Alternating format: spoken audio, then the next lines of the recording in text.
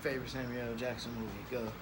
Favorite Samuel L. Jackson movie? Wow, that's hard. Go. Die Hard with a Vengeance. That's not a Samuel L. Jackson movie, but Okay, well, if we doing that, then the other guys. yeah. I mean, well. But if I which one did he star in? That's what I'm saying. Neither. No, what movies has he starred in? Star. You know what? That's an excellent. Pulp Fiction. No, the star is John Travolta. No, they fucking together. What do you mean? That's an ensemble cast, but he's definitely not the star. Samuel Jackson. It's not a Samuel Jackson movie. You can't call Pulp Fiction a Samuel Jackson movie. Tell us in the comments. If anything, it's a Bruce Willis movie. Can you call? Anyway, the better question is, what's your favorite movie that Samuel Jackson is? But it starts out with Samuel L. Jackson, and it comes back to Samuel Jackson. Starts and finishes with Samuel L. Jackson. I only seen Pulp Fiction one time. I wasn't a big fan. What the fuck? That shit was brilliant. Zed's dead, baby.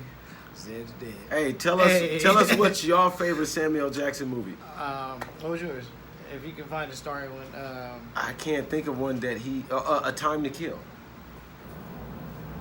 They deserve to die, and I hope they burn it out. Born a competitor, form is incredible. These rappers I won't settle for, they ain't even edible. Caution, but the tape ain't yellow though. This. Welcome back to another 2-shot review. It's your guy, Lucky, my main man, NA. And today, we'll be back with Gen V, episode 6. If I was a wrestler, that would be my move. That'll be a taunt. Before I come down and do a weak ass elbow, like The Rock when you did that. Nah, not The Rock. Nah, you'll probably have like a Snoop Dogg elbow. You seen that shit? Nah, that shit weak as hell. You said I'm gonna bounce off the ropes that weak? I'm gonna get some spring off the ropes, goddamn it. Nah, that's you gonna walk up to it when you about to drop your shit. 1-2 step. Hey, but since we forgot the last episode, let's get it in. Is your shot ready? Shot time. It's shot time. It's shot time. It's shot time. Oh no! We gonna do this at the end of the episode. Yeah. The end of the 4. Yeah, we're not gonna drink. I'm jumping the gun. My bad. He wants me to drink so bad. You're right. We're gonna save this. But where we at now? We're back in episode 6, and nice. This one's called Jumanji. These things. This is what I like about it. It just keeps jumping into it, so I'm gonna jump into it. We pick back up with the memory restorations with Kate. Now she's overusing her powers, so she passes out. At this point, we jump cut to Shetty. She's telling the doctor, increase the dosage to make it lethal. Stop fucking around. You're wasting my time. Cut back to the Mary gang, and Kate wakes up and just teleports out of nowhere. What the fuck? Next thing you know, the room starts to transform into a wooded area. Like magic. Bricks start going away and everything. They realize they're all inside of Kate's head. So the gang runs into different memories while they're inside of Kate's head. First, it's the first use of her powers. She tells her little brother to run away, and he actually does it and disappears, which gets her locked into her room for 9 years, in which time she meets Dean Shetty, which is the next memory. And Shetty is basically like a counselor trying to tell her, hey, I'm going to teach you how to use your powers. I'm not scared of you. You can touch me. All this kind of stuff soothes her. And then she has a meeting with Pause on the you can touch me. And then she has a meeting, her memory about the first time she met with Luke. And during this meeting, we realize that she's now able to convert the figures inside the dream, because Luke starts to talk to Andre and tell him basically, hey, I knew about you and Kate the whole time. While we were together, you was cheating behind my back with her. I mean, y'all was cheating behind my back type shit.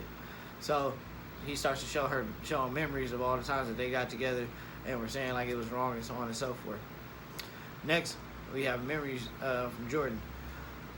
They saved Brink from a Golden Boy attack when Golden Boy kind of spazzed out, and they didn't know that he got locked up into the woods and his memory wiped, and they didn't tell anybody, and they figured like I could have saved him type shit, and slide to Marie's memory, and it's the first time she used her powers, and her sister is there, and she's trying to make her feel guilty, like, oh, you're a monster, you killed our parents, blah blah blah blah, and after a little conversation kung fu, they're able to get back.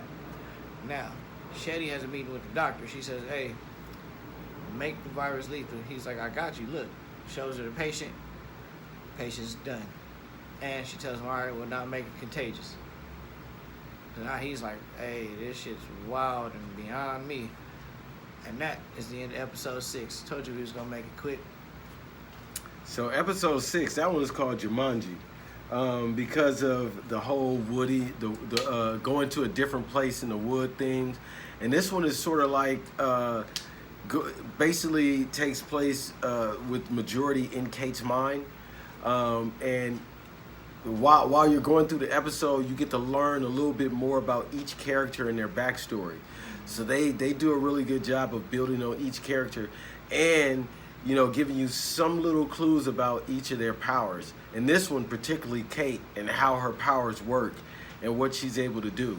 One thing that was really interesting to me about this episode, and I'm gonna ask you, of all the movies or cartoons or everything you've seen with somebody using mind powers, is this one any different than anything else you've seen?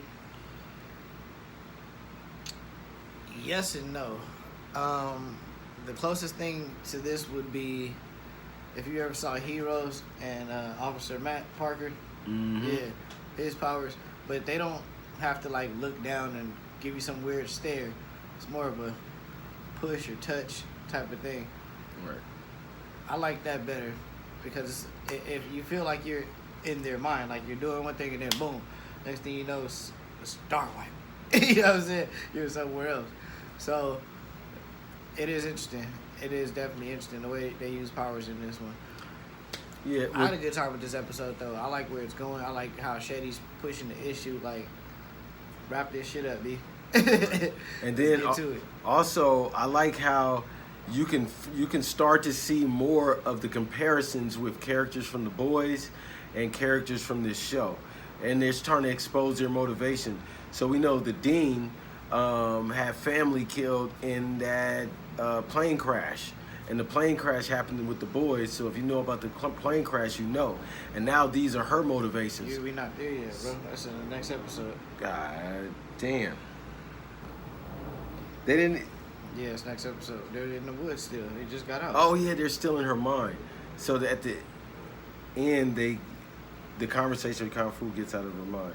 Yeah, but I like how they keep exposing more of their powers and more of the backstory. So we learn more about Marie's motivation, you know, because each one of these people or incidents, that pop up in the mind. Marie doesn't want to be seen as a monster. Yeah. Not to step on you like that, but I'm trying to help you get it out. No, but each one of these, when we go through each character, you get to see more of their personal journey and how these things are affecting them and what their real motivations are. Yeah. So it really tries to build to you of who you should root for or who you shouldn't root for, which I think is great. But to sum up their dreams real quick, Kate is just a scared little girl with no parents, and Shetty is the closest thing that she has. Oh, this is what I want to say. This mine scene and how they filmed it, I believe inspired. I don't know which one was filmed first, but I would assume Gen V was filmed first. But the Thunderbolts, when they went into, because when the guy Bob touches you, which is the Sentry, he can go into your mind and kind of manipulate you, similar to the way Kate does it, and the way they do the mind thing is similar to the way they did it in Gen V. Mm-hmm. Unlike how they did it in the X-Men. When they do it in the X-Men, they almost kind of do it obvious, like how when Neo goes into the Matrix, they kind of like pull it up and narrate you through it. Or like in when you go in somebody's mind on Inception. It's almost like a walkthrough as opposed to a first-person full intrusion. So that's what I was thinking of with that whole scene right there, which I thought was pretty creative, and it was creative enough to where I think it inspired the Thunderbolts whole scene. But this was a great episode, and again, at the end of this episode, I was hooked. And the reason why some of them stick together to me is because I binge watched them, one after the other. And that's how y'all should do these episodes too. That's what y'all will do these episodes, because it's a banger after banger after banger. I was fucking with you, but yeah. But it's only 2 more left because it's 8 in the season. So let's wrap it up. Let's see what they got for us. It's been another 2-shot review. Next one coming through right now. Born a competitor, form is incredible. These rappers I won't settle for, they ain't even edible. Caution, caution, but the tape ain't yellow though. This